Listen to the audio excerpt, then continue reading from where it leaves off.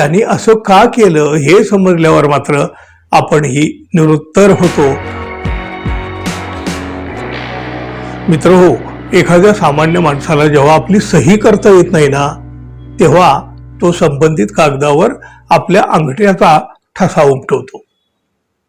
शिकलेले लोक त्यांना अंगठा छाप, अंगठे बहादर असं बरंच काही काही म्हणून हिणवत असतात.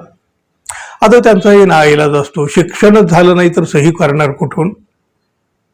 अशिक्षित लोकांना आपला अंगठा उमटविल्याशिवाय पर्याय नसतो.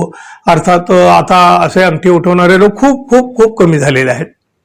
अहो, नव्या पिढीतले तरुण अगदी अगदी जेमतेम काही ना काहीतरी पण शिकलेले असतात आणि त्यामुळे ते स्वतः सही करू शकतात. अंगठा द्यायचा विषय आता या नव्या पिढीवर आलेला नाही. म्हणजे खूप नसलं तरी कमीत कमी ते सही करण्या एवढं तरी शिकलेले असतात. पण जेव्हा एखादा उपजिल्हाधिकारी दर्जाचा अधिकारी सही करण्याऐवजी अंगठा उठवत असेल तर ते नक्की विचित्रही वाटेल आणि मग त्याची चर्चा तर होणारच. आणि नेमकं हेच घडलंय उत्तर प्रदेशामध्ये.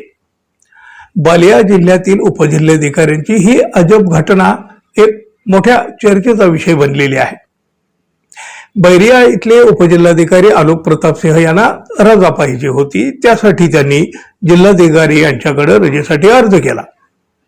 या रजेच्या अर्जावर त्यांनी आपली सही करण्याऐवजी अंगठ्याचा ठसा उमटविला. हे सगळं ऐकायला आणि पाहायला आपल्याला काहीतरी विचित्राचं वाटून जातं. पण त्यांनी असं का केलं हे समजल्यावर मात्र आपणही निरुत्तर होतो. त्यांचे जिल्हाधिकारी सुद्धा असेच निरुत्तर झाले.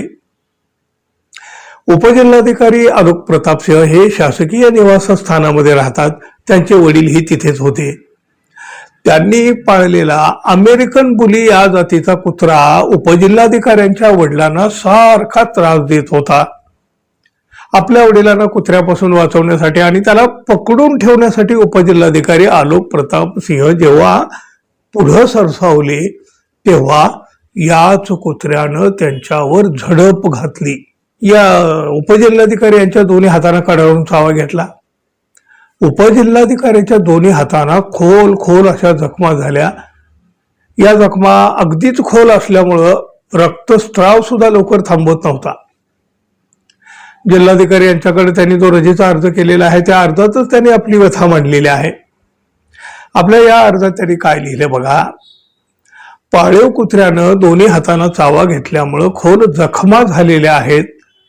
डॉक्टरांनी उपचार केले असले तरी रक्तस्राव थांबत नाहीये. मी माझ्या हातानं दैनंदिन कामं करण्यास आणि कागदपत्रावर स्वाक्षरी करण्यासही असमर्थ आहे. त्यामुळं 6 मार्च ते 13 मार्च अशी 8 दिवसाची रजा मंजूर करावी. रजेच्या अर्जावर देखील त्यांनी सहीऐवजी अंगठा दिलेला आहे. उपजिल्हाधिकाऱ्यांना हे अगदी नाइलाज असतो करावं लागलं. अर्थात त्यांच्या जागी कोणीही असतं तरी हेच केलं असतं. पण तरी सुद्धा उपजिल्हाधिकाऱ्यांना आपल्या स्वाक्षरीच्या जागी आपल्या अंगठ्याचा ठसा उमटवावा लागला याचीच चर्चा मोठ्या प्रमाणात होऊ लागली. या घटनेच्या बातम्या सुद्धा प्रसारमाध्यमातून झळकल्या. सोशल मीडियावरून देखील व्हायरल झाल्या. लोकांच्या चर्चेसाठी एक नवा आणि आगळा वेगळा जरा हटके असा विषय मिळाला. नेहमीपेक्षा काही असं वेगळं काही घडलं की मग चर्चा तर होतच असते आणि म्हणून या घटनेची चर्चा तर होणारच.